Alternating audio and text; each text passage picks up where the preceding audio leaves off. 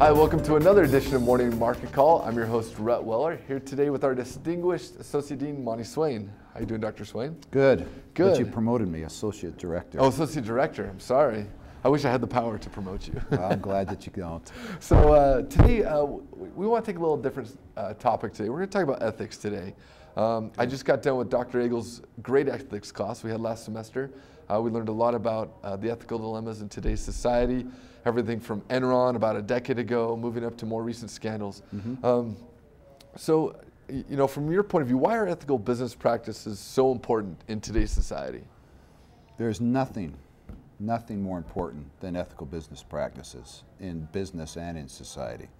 It trumps everything else. If we haven't got ethics, we haven't got a business. If we don't have a trust, if we don't have the ability to make a contract and have people hold to that contract, then we have at best an overregulated society, and at worst we don't have a society and a business practice at all. So there's nothing that's more important than ethics and getting it right. And when it's right, it's gorgeous. When it's wrong, it's as ugly as it can possibly be, and we've seen both sides of that. The latter tends to get into the paper more often. Yeah, it seems like when companies are ethical and do the right thing, they don't get as much press as when they do the wrong thing. Yes, but they get other things. Yeah. That's very good. They get a good business. Yeah, that's true. I remember Tylenol a few years ago did a massive recall on a major product problem they had, and they did the right thing, and they're a very successful company. So they got it right. So how is the Marriott School itself as a business program, what are they doing to respond to these challenges? Well, first of all, we don't try to teach people to be ethical. We assume people come to us with their ethics standards in place, but what we do is we help them to understand what their personal ethics means in the business world, and that's a complicated place to do ethics. You've got to understand business processes, and you've got to understand the business vocabulary. If you will, let me connect to a scripture here. Yeah. We assume that our students come to us harmless as doves, and we work to help them be wise as serpents. To understand that there are ethics and ethical dilemmas and situations that surround us all the time. So you have to be able to recognize them, and you have to have a vocabulary to address them, and you have to see that most ethical situations have a business, a strategy, and economics, a rational element to them that if we address it from that point of view, we can help people come to a consensus to do the right thing, which is going to be the ethical thing. It's going to be the right business decision. It's going to be the right strategy decision. It's going to be the most economical and rational thing to do in the long term. And if people can see it from that point of view, then regardless of what their personal specific moral background or standards may be, they can come together as business people and make good, smart decisions. Wise as a serpent. Yeah, I love that. Harmless, what was it? Harmless as a dove. Harmless as a dove. Yet wise as a serpent. Wise as a serpent. This wonderful paradox. I think I'm going to put that on my wall. It's not a bad, it's a good moniker to put up there. The wife might argue with me, but I think I'm going to put it up there. Okay. So what recommendations would you give to business students in general, not just BYU students, going out into this new, diverse, ethical, opinionated workforce? Well, first of all, is to work on getting it right here. We are surrounded in the Tanner building by ethical situations all the time.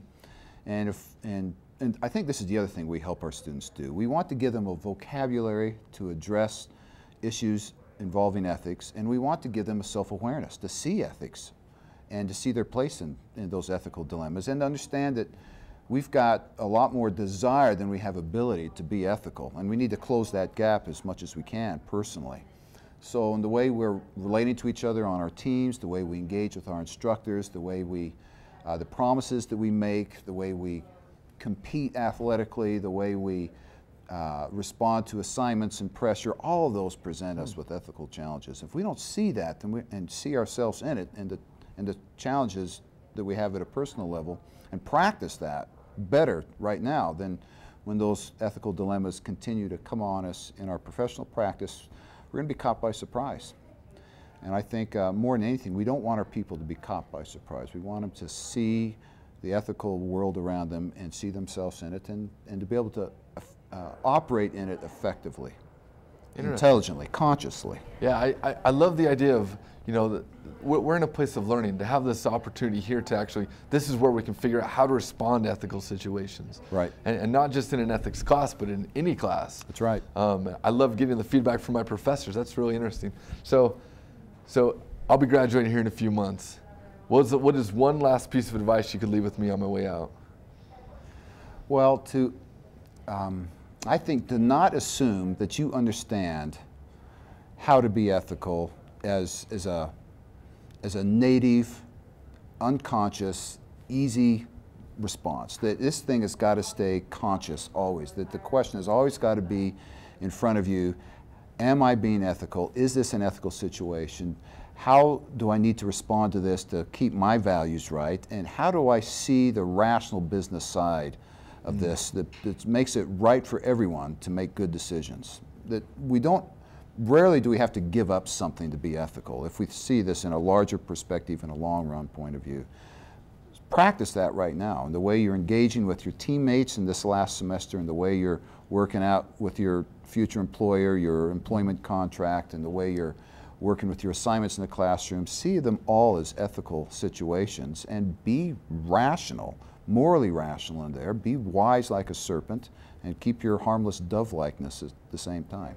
I love that. Well, that is some very good words of advice. So we really appreciate you coming on with us, Associate Director Monte Swain. Got it right Director, that time? not Dean. Not Dean. That's it for this edition of Morning Market Call. Check out more episodes at morningmarketcall.org. Thanks for coming by. Thank you. MMC is brought to you by the Marriott School of Management in association with the Brigham Young University Department of Communications. MMC is made possible by a generous donation from Larry Tasjan and Gary Williams, and is produced by Rhett Weller, Todd Castagna, Mason Chen, Joel Tovey, and Sabrina Beck, with line producing by Kika Latu. For more information, find us on our Facebook and Twitter or at morningmarketcall.org.